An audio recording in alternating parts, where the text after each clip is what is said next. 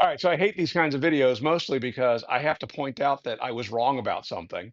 But somebody sent me a message asking me if I thought it was a good idea for them to swap out the standard 6-inch tool rest on the lathe tool rest for their Shopsmith and put a 12-inch tool rest on there. And I replied that I thought that was a bad idea because some of these aluminum arms have been known to break if they get enough force on them. And you imagine you're using a long bowl gouge in a large bowl, you get a catch, and if you're way out here 6 inches from this point, I could see how that could be a problem. But they provided me a link to a tool rest, and the more I looked at it, the more I thought, oh, I kind of like a couple of those tool rests. So I bought an 8-inch version of the tool rest. Here's where I get to admit that I was wrong.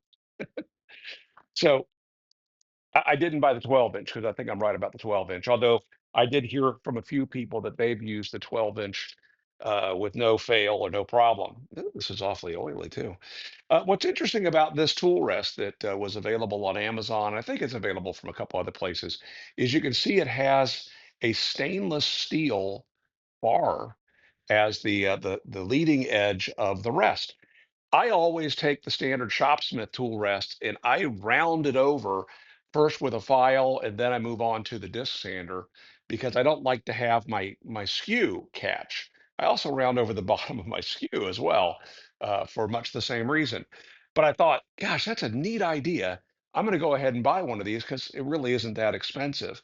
And of course, to swap these out, all you have to do is either throw the lever on this if you happen to have a tool rest with a lever, or remove or back out the set screw, and then the tool rest comes right out. Now, here, one thing I do like about the Shopsmith design is it's got a little bit of a recess here so that where your set screw is engaging this, eventually it's going to booger this up, maybe raise a little bit of a burr. And because they've recessed that, you can still remove that. Well, these tool rests don't have that recess on them. I figured I'd cross that bridge when I got to it.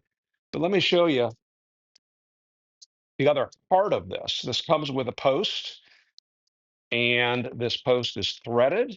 Oh, everything is covered in oil.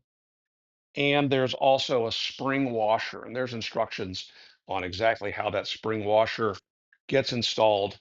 But I'm just going to throw this on here real quick, and let me show you the problem, and that is uh, they're the wrong size.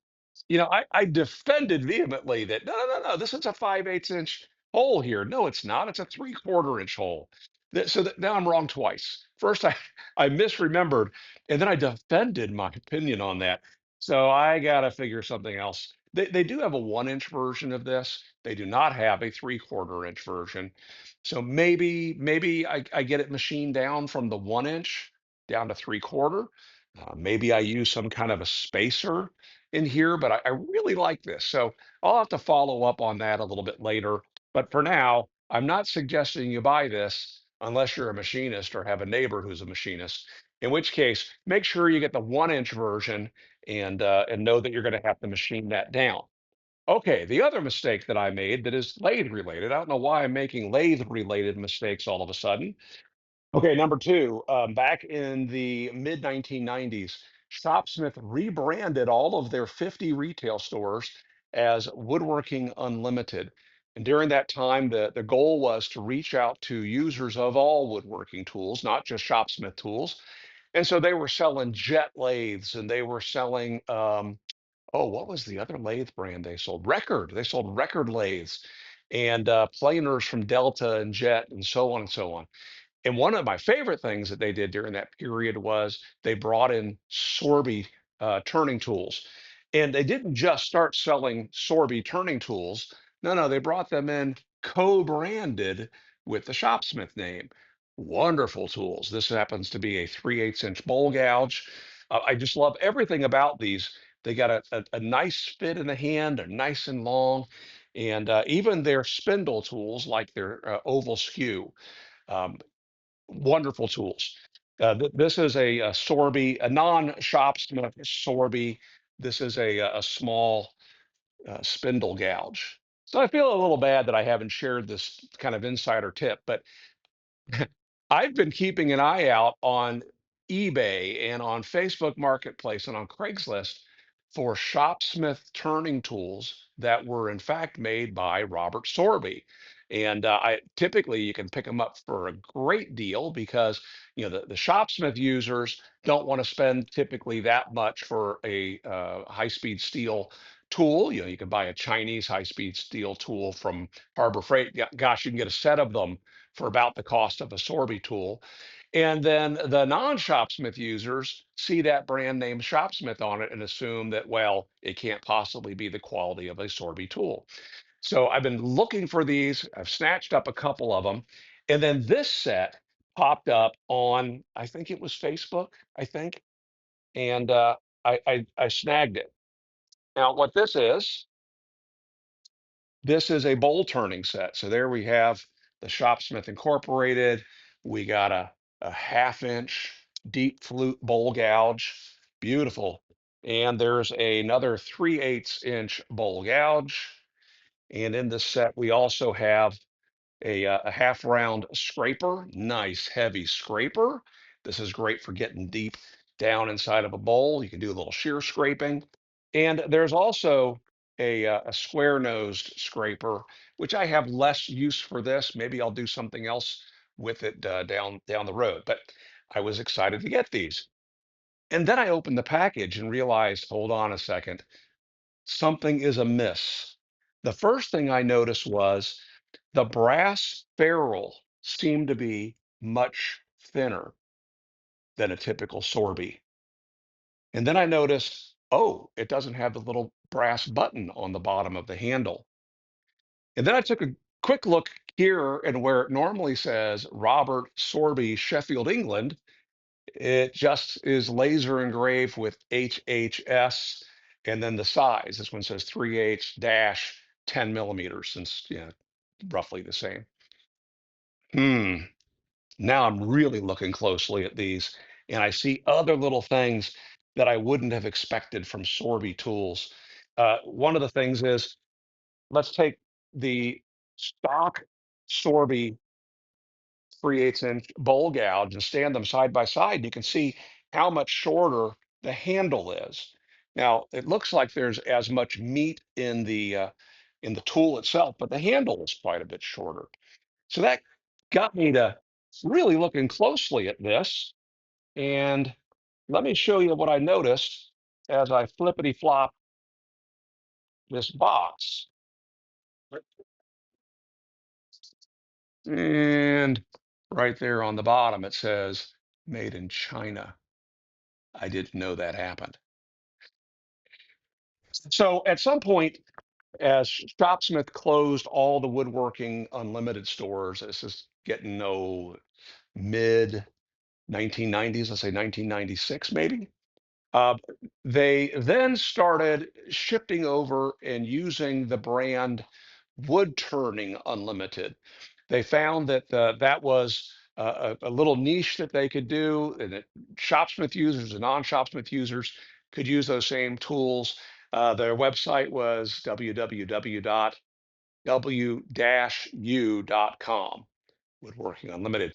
For those of you who know how to go on the Wayback Machine, just look that up and you'll see a pretty simple website, but mostly focused on turning. And I would say it was probably during that era and then into the early 2000s that they shifted away from Sorby tools and started buying a knockoff. So my first advice was going to be, hey, you can get a great deal on Sorby tools if you just look under Shopsmith, but you better take a close look. You want to look for that little button on the bottom.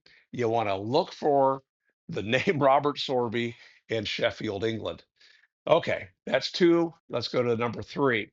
The third thing that I've done recently is my grandson bought himself some carbide scrapers.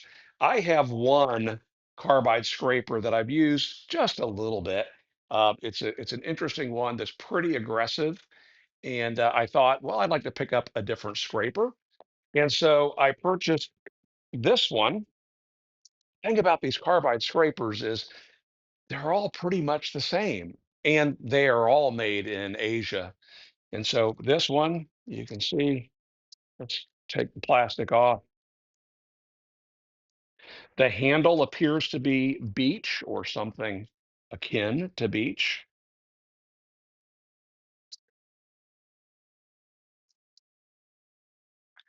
And packaged into this tube, we've got the carbide cutter. Now, the version that I chose an almost square cutter, but not quite square, because I don't want the corners of the square cutter digging in. I want one that has kind of a rounded face on it. I don't know if you'll be able to see that or not. Also in here is the little Torx wrench for tightening this. Let me throw this on and we'll get a close look at it. Oh, hopefully you can see how it has a slight radius. The little dot on carbide cutters like this are designed to help you index it. Imagine you had this on your planer or your jointer and you wore out or nicked one edge. You could rotate it and know exactly when it's made a trip all the way around and it's ready to be replaced. These are pretty universal cutters. You can pick these up pretty much anywhere. And so who made the tool doesn't matter all that much.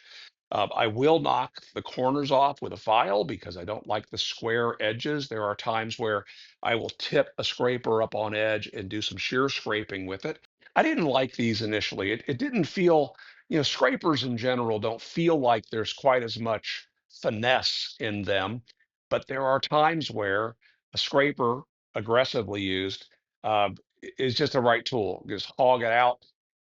And with a light touch, positioning the tool properly, you can get a nice cut. And especially if you're talking about turning acrylics and the like. So this is something that I'll play with before I give a full-blown recommendation. Of course, I'll link to it because I'm not an idiot. All right, those are my secrets and my confessions. Make it a great day.